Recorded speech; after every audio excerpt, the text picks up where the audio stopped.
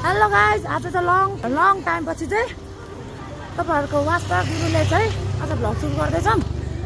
आज चाहिँ नयाँ वर्ष 2083 को त्यही मौकामा पारेर चाहिँ मेरो होस्टेलको स्टुडेन्ट लगायत मेरो फ्यामिली सबैजना आज चाहिँ हामी कहाँ जाँदैछौँ र बुढा? मार्बल डाँडा, गोदावरी मार्बल डाँडा यता छ है। अब हामी यहाँबाट हिँड्दैछौँ। ओके, उहाँ चाहिँ मेरो सानो बाबा हो है, सानो बाबा यहाँ सानो आमा आसु लगायत यहाँ अगाडि मेरो बुढाहरू छ। ओके, हेर्दै गर्नु होला। हामी चाहिँ माथि गएर इन्जोय गर्नेछौँ। नाच्ने हो, अघि धन्नै मरेन गाडीमा नाचेको नि। ओके, हाम्रो यहाँ छौरी पनि छ है। यहीँनिर हाम्रो आइस कहाँ गयो? यहाँ आइस हो। हेलो भन आइस। मार्बल डाँडातिर अब प्रस्थान गरिसकेका छौँ। हरियाली यहाँ हेर्नु, हाम्रो भाइलाई बोकिरहेको छ बहिनीले। त्यसपछि सबैजना चाहिँ खानेकुरा हातमा लिएर टक्क लाएर चाहिँ हामी मार्बल डाँडा जाँदैछौँ है। सायद आज धेरै प्याक रहेछ हौ गोदावरी। यता भित्र जान त टिकटमा नि लाइन बस्नुपर्छ, यहाँ त अलिक धन्न पर्दैन रहेछ।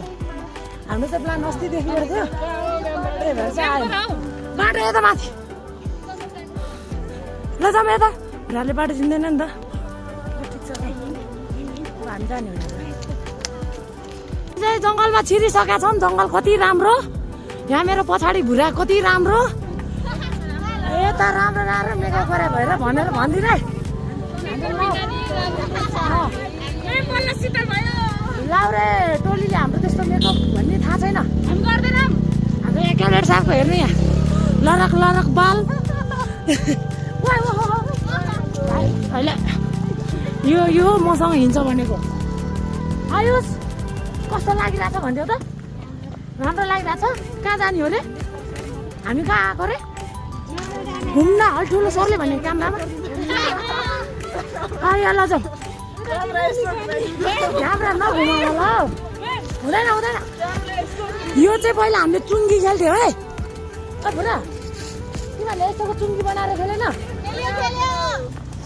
अहिले पनि खेलेको होला। त बाटो यस्तो राम्रो छ यहाँ। हामी चाहिँ जान्छ, कति चढ्यो कति घाँस काटियो भन्ने कुरा थाहै छैन। तर म गोपालीको चाहिँ मान्छे, किनभने यसको हातैभरि सबै काटेको घाउ छ क्या।